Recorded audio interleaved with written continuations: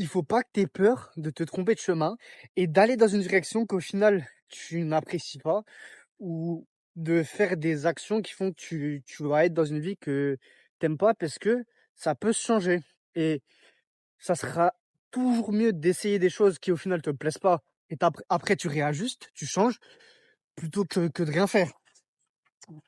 Par exemple, moi, je me rends compte que j'ai peur parfois, excuse-moi, j'ai peur de faire des choses et qu'après je sois bloqué là-dedans et que j'aime pas alors qu'au final, très souvent quand tu vas faire des choses, tu vas pouvoir changer. Tu vas pouvoir, remédier à ça. Parfois, oui, ça se fera pas du jour au lendemain, mais au moins, tu sauras ce que tu ne veux pas et tu pourras mettre une croix là-dessus. Alors qu'avant, si tu dis: «Peut-être ça peut me plaire, mais je sais pas, je suis pas sûr», tu ne sauras jamais si ça te plaît vraiment ou pas et même si tu le fais et que ça te plaît pas et que tu as perdu des jours, des semaines, des mois, des années, quand tu essayes un truc et qu'après tu te rends compte que ça te plaît pas, tu mets une croix là-dessus et au moins, tu sais ce que ça te plaît pas et tu auras appris des choses.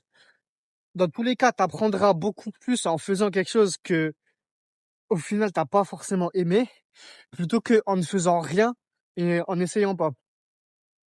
C'est là, j'ai un exemple à te donner où, c'est l'exemple qui m'a donné envie de faire cette vidéo, même si c'est pas le plus grand exemple, parce que peut-être un exemple plus marquant, c'est quelque chose qui sera c'est un choix qui va porter sur plusieurs années, alors que là, c'est quelque chose de rapide.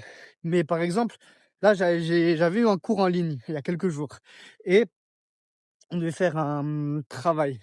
On doit préparer un exposé, un oral. Enfin, pas un exposé, un oral plutôt, par rapport à une œuvre et on doit trouver une problématique par rapport à une œuvre et cetera et en gros, j'ai demandé au prof: «Est-ce que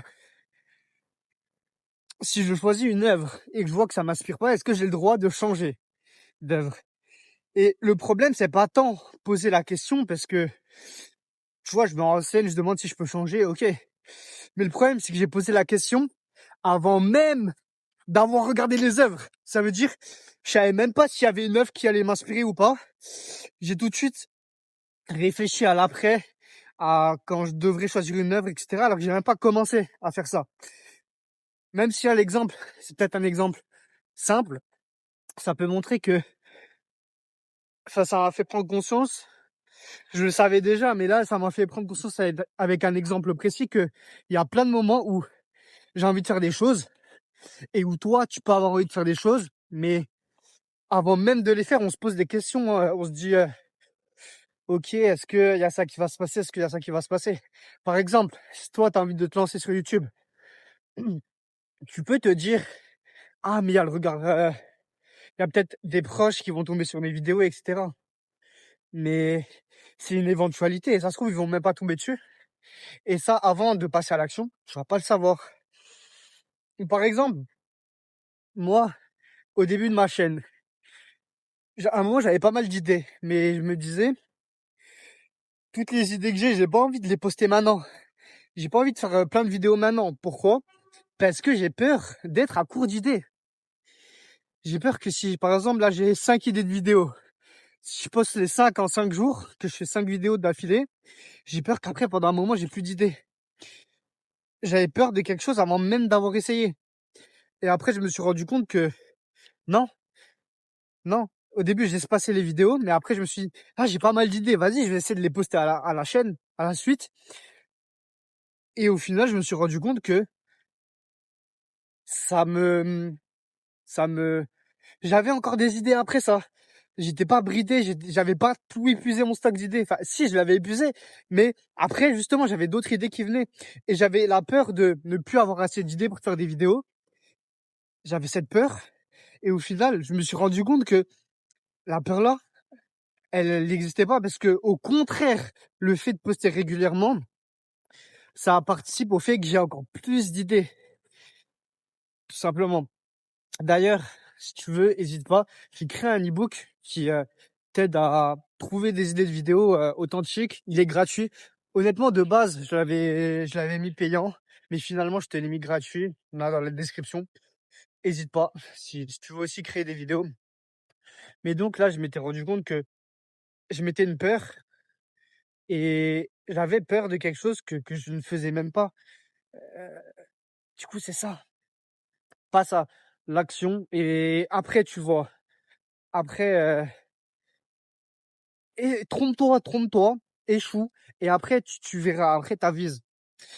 Ça, c'est quelque chose que je te dis, c'est quelque chose que j'ai compris et que je fais, tu vois?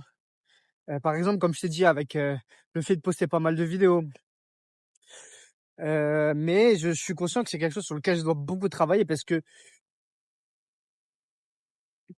énormément de fois, voire même tous les jours, je peux avoir des idées et au final, je ne passe pas à l'action, je ne fais pas, j'ai des peurs, je me dis: «Est-ce que si je fais ça, il y a ça qui va se passer, il y a ça ce qui va se passer?» alors que heu, ça se trouve, on s'en fout.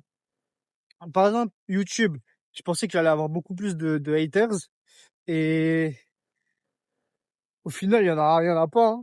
Il y en a pas, enfin, en vrai, je suis un menteur, il y en a un peu, mais je me suis rendu compte que les haters, je m'en bats les couilles. Je m'en bats les couilles. En tout cas, quand c'est des gens qui viennent, des randoms qui viennent mettre un commentaire, là où ça me fait le plus chier, tu vois, c'est quand c'est des proches qui me disent un truc et encore, dans la majorité, ça m'a fait plaisir. Quand mes proches, ils m'ont critiqué, ça m'aide un petit peu à m'améliorer. Tu vois ce que je veux dire?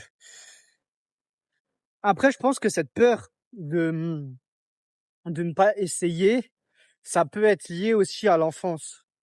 Enfin, en tout cas, moi, dans mon cas, dans le sens où j'ai grandi, tout seul avec ma mère et et mes grands-parents, tu vois? Je vois beaucoup mes grands-parents et ma mère et ma grand-mère, elles m'ont mis un peu dans un état de: «Fais attention, fais» ouais, de juste de faire attention, de ne pas trop essayer de faire d'autres choses et d'un côté, voilà, je suis conscient que j'ai grandi avec ça, mais que c'est pas fatal, tu vois?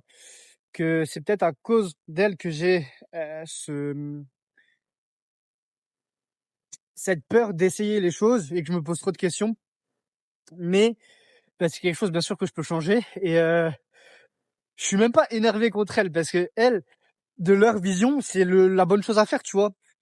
Surtout que, bah, ma mère, par exemple, je suis fils unique, je suis son seul enfant. En gros, mon père, il est parti, j'étais même pas né encore. Mon père, il était parti parce qu'en gros, je suis grand prématuré et du coup, j'aurais pu avoir v'là les problèmes, mais il a eu peur de ça. Il a eu peur d'assumer un enfant handicapé, des trucs comme ça et que ça soit dur. Du coup, il a préféré partir direct. Ma mère, du coup, elle s'est entièrement consacrée à moi et du coup, je suis un peu toute sa vie, tu vois? Je suis son seul enfant. Elle a pas voulu refaire là sa vie avec un autre homme, du moins pour l'instant. Du coup, je suis un peu tout pour elle. Du coup, forcément, elle a eu envie de me protéger à fond.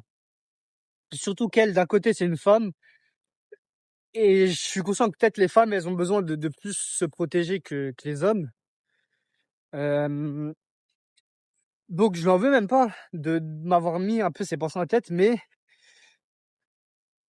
parce qu'elle, elle a essayé de faire le bien, tu vois, au max, mais moi, c'est pas ce que je veux.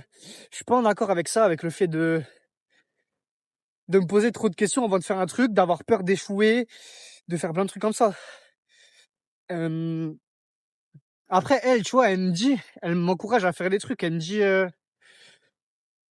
«C'est pas grave d'échouer, c'est pas grave, par exemple, de faire des études, mais de pas être sûr, de changer d'études», tu vois?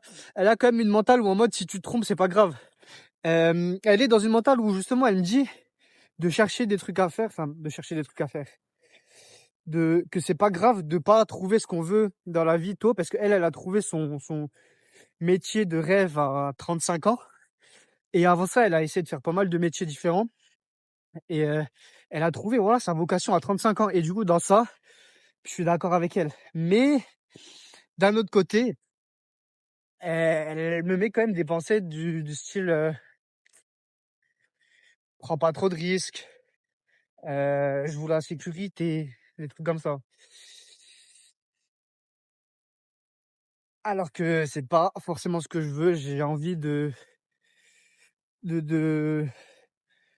d'expérimenter. En fait, c'est un peu flou, je sais pas si tu as compris la nuance, parce que d'un côté, elle me dit quand même d'essayer de, de faire des choses, du moins en termes de travail, d'essayer des différents tafs, enfin, différentes, études, enfin pas de pas juste être là à rien faire, tu vois? Forcément, elle veut que je fasse un truc, que j'essaye.